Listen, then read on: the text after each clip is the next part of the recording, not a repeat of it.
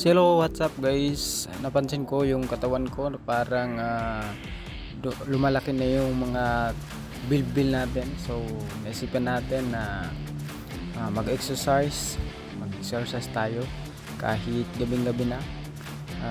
10 PM na ng gabi. Pero nag-exercise lang tayo ng mabilisan guys.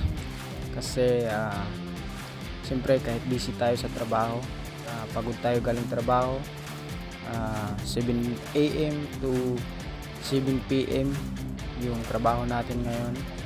So nag-overtime tayo, galing tayo sa work, pero siyempre kailangan natin na pilitin yung katawan natin na maging malakas, no? So sanayin natin yung katawan natin na maging malakas, kasi hindi natin alam balang araw magagamit rin natin to, yung kahit na kunting achievement man lang sa ating sarili, no? So iwasan na natin yung mga maling hobbies na ating ugalian nung nakaraang taon. So ito guys, mabilisang exercise lang to. So ayan, nag-squat ako dyan kasi alam niyo naman na lumalaki yung tiyan natin, pero okay lang yan.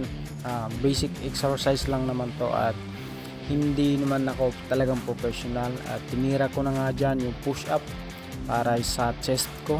And then ganun talaga guys, kapag nag-exercise ka, mahirap sa umpisa, saka siyempre nakakapagod rin. So wala tayong ibang magagawa kundi kailangan natin tiisin, di ba? So ganun naman talaga. So ayun guys, mabilisan lang. Maraming salamat.